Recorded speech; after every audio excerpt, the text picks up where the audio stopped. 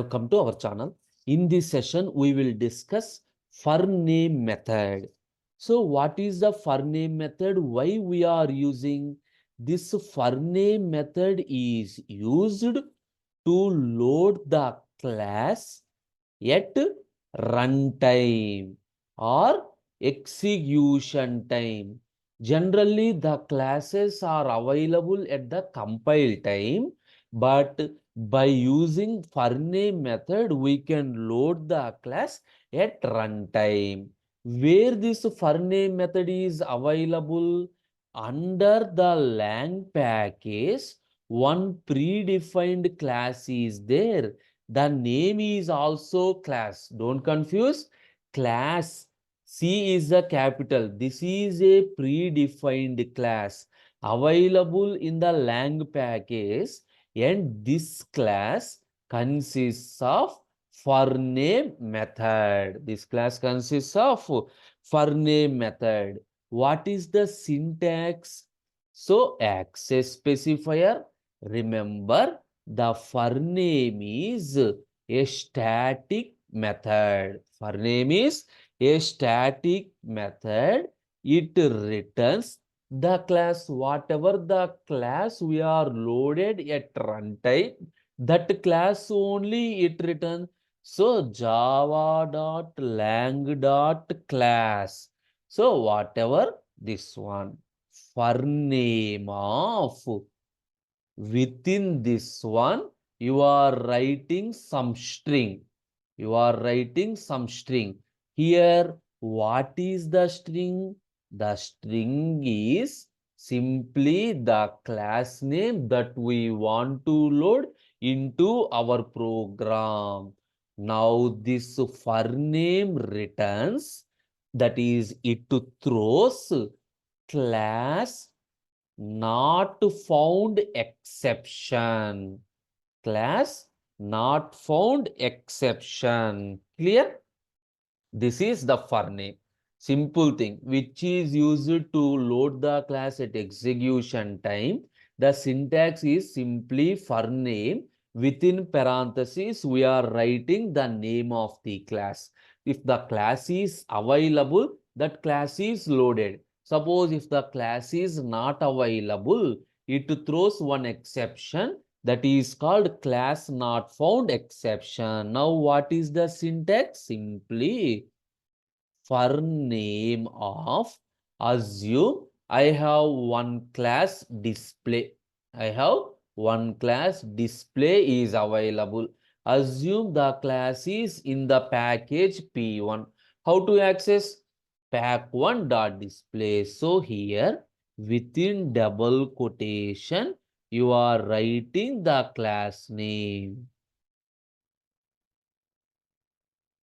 Clear? This is the syntax forName of pack1.display. What it returns? It returns some class. So how do we call the method? You can access the method by using either object or class name. If it is an instance method, we can access by using object.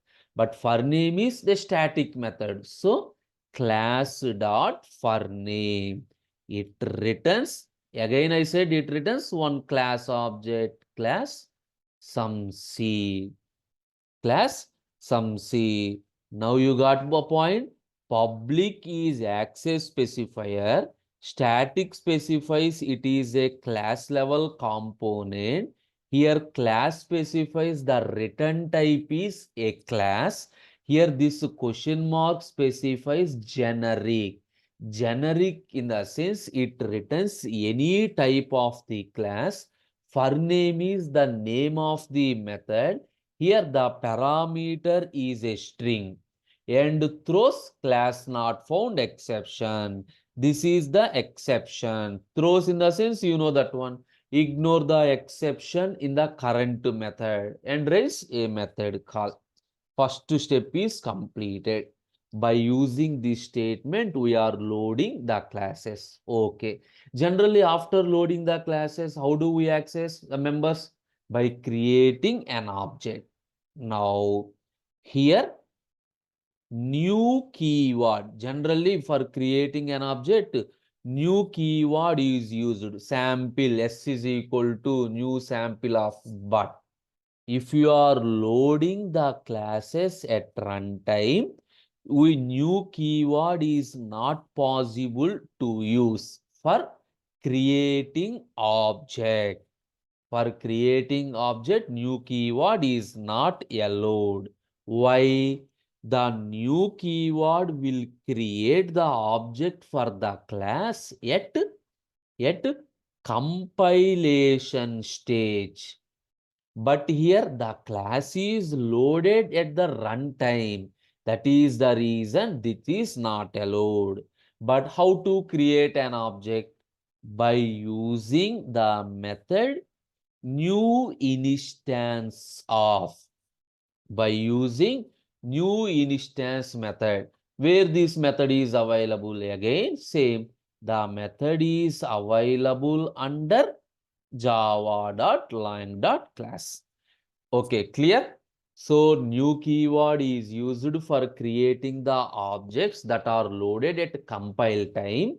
New instance of method is used for creating the objects that are loaded at runtime. That are loaded at runtime. Now, what it returns after returning? It creates an object. It creates an object. Just for your understanding, I will explain this one with one example program. Suppose inside pack 1, a normal procedure, create a package pack 1, assume inside pack 1, I will create one class. Assume the class name is same, display is the class. Assume the class name is same, display. Now, here whatever the logic you can write. My concept is loading the classes. So, assume it consists of one method, dis display some value. Just to, my concept is a class which consists of one method. Within this one, print out the value system.out.println a is equal to plus a. Here I am printing the value completed. Now, concept is create another package, new package. Assume the name is pack2. Within this package, create one class, demo forName. Assume this is my class name with main method. My class name with main method. Now, what is my aim? The display class. Actually, how we are doing? General procedure is import pack1 dot star. If you are writing this statement, all the classes in pack1 are available to use. This is called loading the class at compilation time. Now what I am doing, remove this statement. Here I am removing this statement. Within the main throws class not found exception. Throws class not found exception.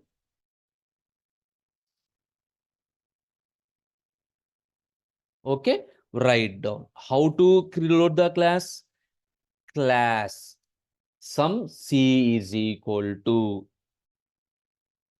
class dot forName of. Class dot forName of. What is your method class name? Pack1 dot display. Close. Now the class is loaded. That is referred by C. The class is loaded, referred by C. Now what is the aim? You need to create an object. How? C dot new instance of. By using this statement, an object is created. By using this statement, an object is created. Remember here dash specifies this statement is going to be deprecated in the future. Anyway, I will remove. Now, C is a generic name. What is your aim? You need to convert the object into your particular display class. So typecasting. How do we know typecasting?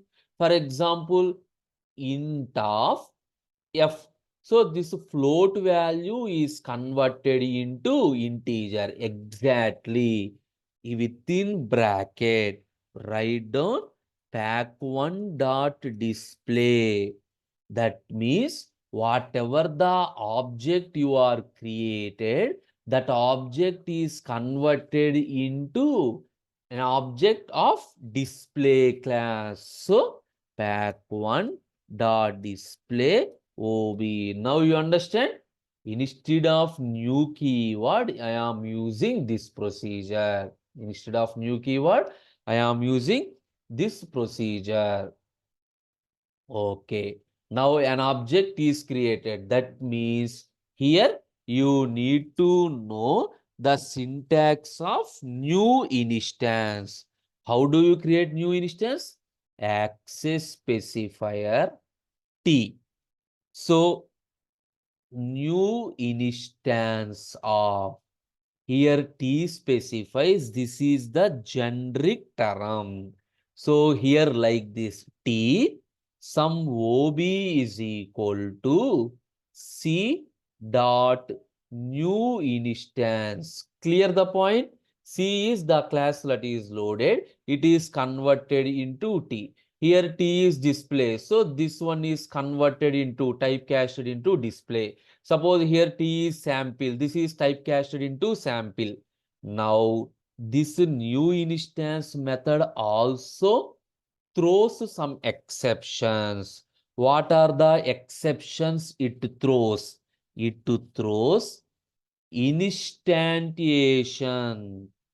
Instantiation means object creation. So it throws instantiation exception. That means if the class is not loaded properly, it is not possible to create an object, or comma, it also throws illegal access exception. It also throws illegal access exception. Now, whatever it throws, write down all the exceptions, comma. Clearly write capital I, instantiation exception, comma. Here it also throws illegal access exception. It also throws all this one.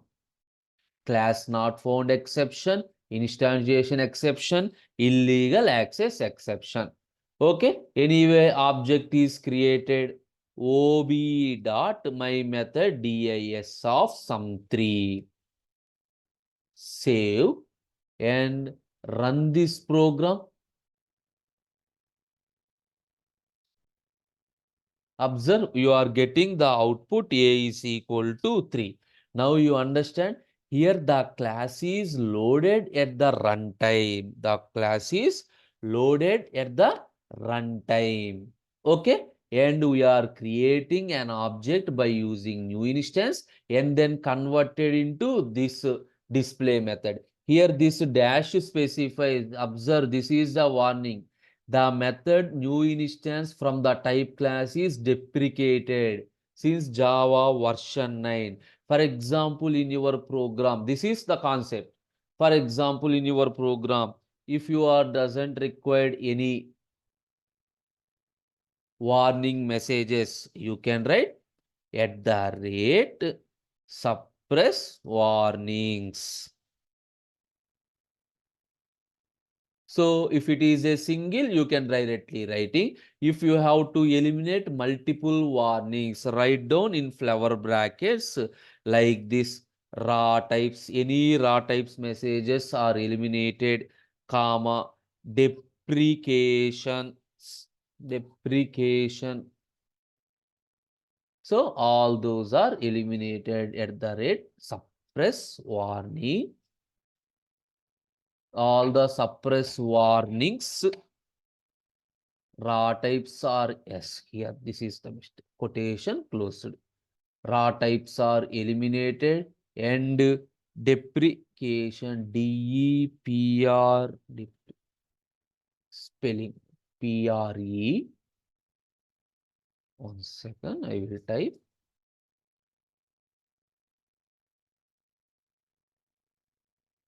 SUPPRESS Yes. Now execute. There is no problem. Yes or no? Here observe, in the previous case, here warning mark is there. Observe, if I written in comment, here observe the warning mark is there. Any program, if you write the suppress warnings message, automatically the warning is also removed. This is the concept of loading the class at execution time by using forName method. Thank you.